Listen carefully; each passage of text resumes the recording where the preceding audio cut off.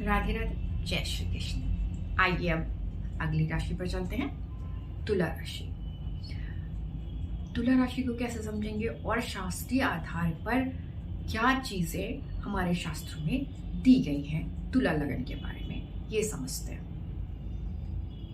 तुला यानी कि 7 नंबर की राशि हुई और इसे तुला जो हम इसको आकाश में देखते हैं तो जो शेप बनता है वो तुला का बनता है। तुला यानी कि आप जैसे समझ सकते हैं तराजू, यानी कि एक बीच में एक लंबी सी डंडी होती है और 2 बराबर बैलेंस में उनके वो बने होते हैं जिसमें तुला का शेप बना होता है। ठीक है, इंग्लिश में इसको लिब्रा कहते हैं और हिंदी में तो तुला ही कहते हैं, पर इसका शेप सेम ही रहता है वहां पर भी। अब जहां पर 7 नंबर अगर आपके लगन में है तो इसे तुला राशि का लगन माना जाएगा, और अगर जहां चंद्रमा आपका स्थित है अगर वहां पर 7 नंबर है तो इसे तुला राशि कही जाएगी। अब तुला राशि को शास्त्रीय आधार पर क्या क्या चीजें दी गई हैं मैंने यहाँ पे लिख भी दिया है, यहाँ पे आ रहा है, उसको आप चेक कर सकते हैं, मैं आपको बताती जाऊंगी।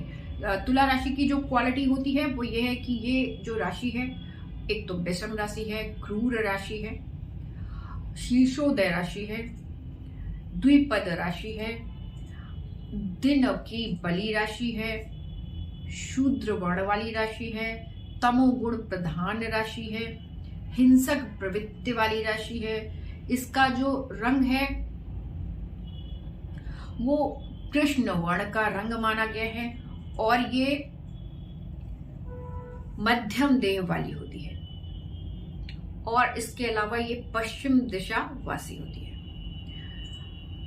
इसके जो स्वामी होते हैं वो शुक्र होते हैं। अब इसे समझेंगे कैसे, ये आ गया पॉइंट। तो इसको ऐसे समझेंगे कि जो तुला यानी कि बैलेंस, तो जो शेप बना है हम उसको नजरअंदाज बिल्कुल नहीं करेंगे। जो शेप है वो शास्त्रों में दिया गया है तो शास्त्रों के आधार पे ही हम चलेंगे।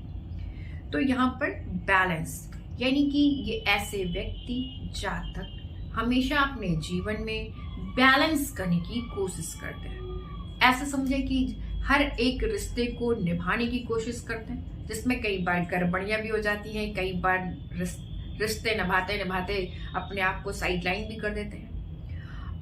ये पश्चिम दिशा में वासी होती है और भूचारी भी होती है, तो यानी कि ये जमीन को पकड़ कर रखते हैं। ये बहुत ही प्रैक्टिकली मतलब बहुत लो लेवल पे अपने आप को रखते हैं। शूद्र वर्ण के भी होते हैं, तो इस वजह से भी क्या होता है कि ये हर प्रकार के कार्य को कर सकते हैं। यानी कि अगर कोई ऑफिसर भी है, बड़े पोस्ट पे है, तो वो जब अपने घर आएगा तो वो वॉशरूम भी साफ कर सकता है, किचन के काम भी कर सकता है। तो चाहे वो फीमेल हो या मेल हो, दोनों के लिए है कि उनके लिए काम एक जो हर एक प्रकार के काम को करने में एक सहजता के साथ कर सकते हैं, ये क्वालिटी होती है।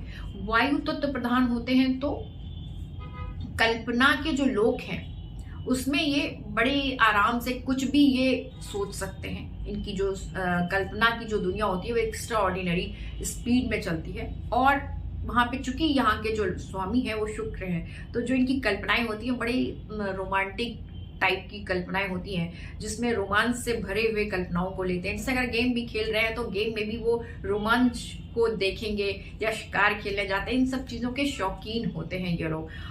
इसके अलावा क्या होगा कि ये शीर्षोदय होते हैं, तो शीर्षोदय यानी कि इनिशिएटिव ले लेते हैं, इजिली लेते हैं और कार्य को पूरा करने की क्षमता रखते हैं।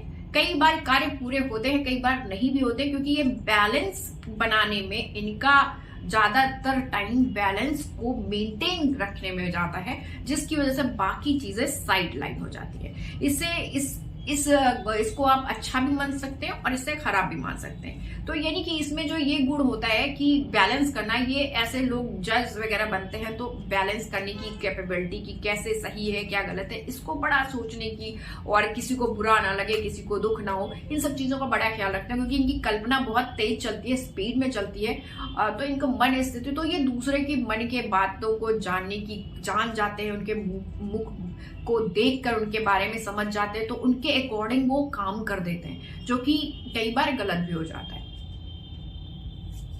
और ये रजोगुण गुणी होते हैं। रजोगुणी होते हैं तो यानी कि ये फिर यहीं पे बैलेंस वाली चीज है कि ये हर प्रकार के कार्य कर सकते हैं, हर प्रकार के भोगों को भोगने के लिए भी तैयार रहते हैं, क्योंकि शुक्र यहाँ पर उसका स्वामी बन जाता है। और जो अगर इसको काल पुरुष की कुंडली के हिसाब से देखा जाए तो ये तुला जो राशि है ये उसकी सप्तम भाव की राशि है। तो यहाँ पर आप ये नहीं कह सकते, इनके अंदर काम भावना भी, काम से कामना की भी भावना होती है कि ये चीज ऐसे हो जाए, ये चीज ऐसे हो जाए, इस तरह के शेप में हो जाए। तो डिजाइनिंग करना, हर प्रकार की कामना की, अगर हमारा घर होगा तो हमारे घर में ये चीजें होनी चाहिए, ये डेकोरेशन होना चाहिए, इस तरह का इंटीरियर होना चाहिए, ये सारी चीजें भी इनके अंदर पाई जाती।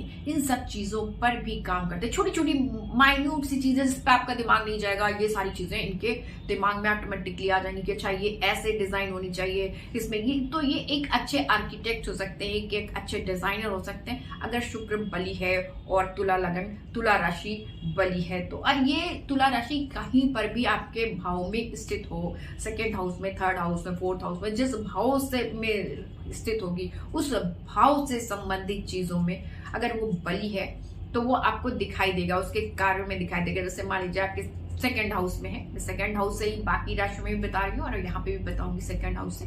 सेकंड हाउस क्या है? वाणी का भाव है और वहां पर तुला राशि आ जाएगी तो क्या होगा? वाणी में वो बड़ा बैलेंस बोलेंगे और ऐसा बोलेंगे जैसे कि अगर कोई खराब भी चीजें लग रही है तो वो ऐसे वर्ड्स बोलेंगे जिससे कि सामने वाले को कम से कम हर्ट हो और वो अपनी बात को कह सके। इस तरह की चीजों को ध्यान में रखेंगे। राधे राधे, जय श्री कृष्ण। आशा है मेरा उद्देश्य पूरा हो रहा है और मेरी जो ज्योतिष की जानकारी शास्त्रीय आधार पर है वो आप तक पहुंच रही है। इसके लिए जय श्री कृष्ण।